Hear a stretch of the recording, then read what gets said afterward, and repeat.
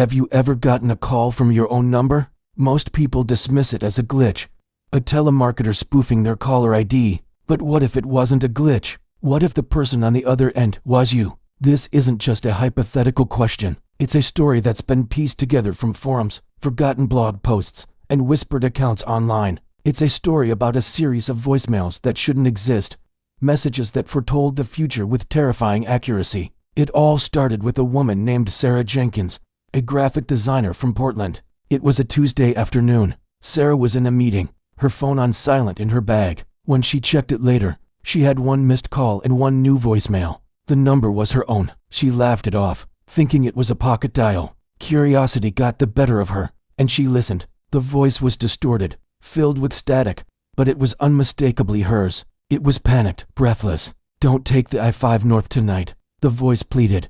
"There's a pileup near the bridge. A blue sedan. It's bad. Please, just take the surface streets." Sarah was spooked, but it was rush hour. The freeway was always a nightmare. She decided to humor the strange message and took the longer route home. Later that evening, she saw it on the news. A catastrophic 10-car pileup on the I-5 north, right by the bridge. The aerial shot showed a mangled blue sedan at the center of the wreckage. Her blood ran cold. The next account comes from a college student, Marcus Thorne. He received his voicemail on a Friday night. He was getting ready to go to a party with his friends. The voice, his own but trembling with fear, was just a few words. "Stay home. Don't go to Kevin's. The deck, it won't hold." Marcus was annoyed. He thought one of his friends was playing a prank, using some app to disguise their number. He ignored it and went to the party. The music was loud. The house was packed. Around midnight, Marcus and a few others were out on the back deck, getting some air. He remembered the voicemail and felt a sudden,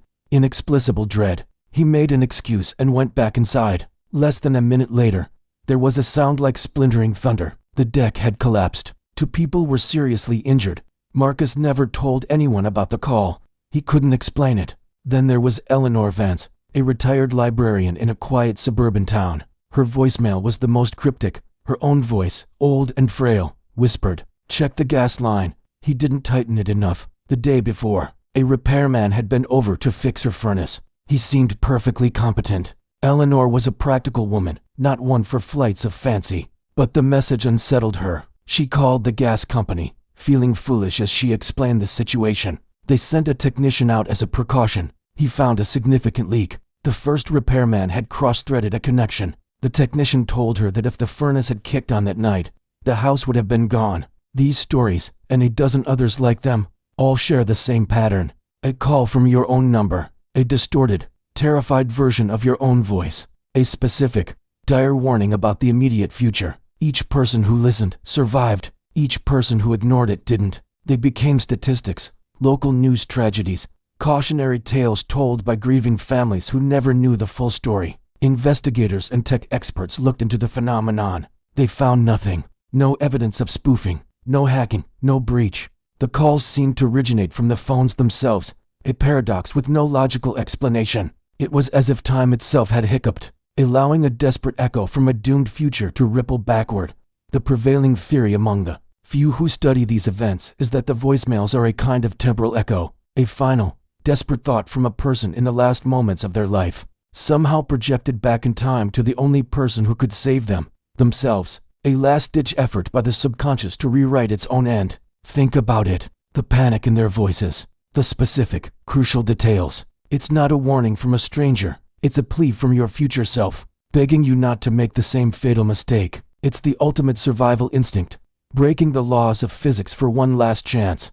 But here's where the story takes a darker turn. The voicemails began to change. They were no longer about accidents. They became more personal, more sinister. One man received a message warning him not to open the door for a package delivery the next day. The delivery man was later arrested after a home invasion down the street. A woman was warned not to go on a second date with a charming man she'd just met. He was later identified as a serial predator. The source of the danger was no longer random chance, but human malice.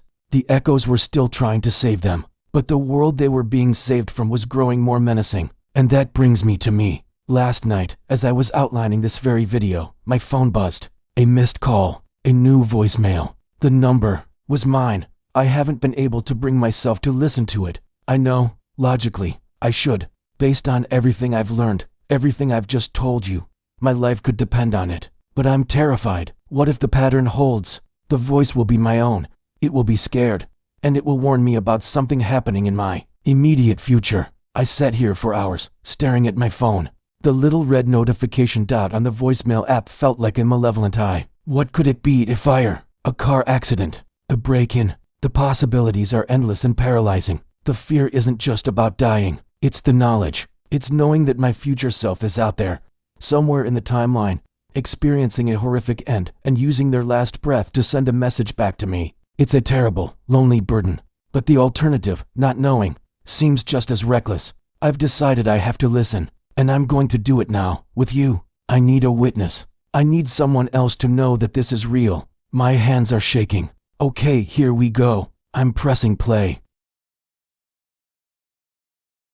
The voicey, it's me. It's just like the others, full of static and terror. It's hard to make out all the words. It's broken up. It says don't finish it. Don't upload the video. He doesn't want them to know. He can hear us through the devices. He can see us. The moment you upload, he'll know you warned them. The message cuts off with a scream. My scream. What does that mean?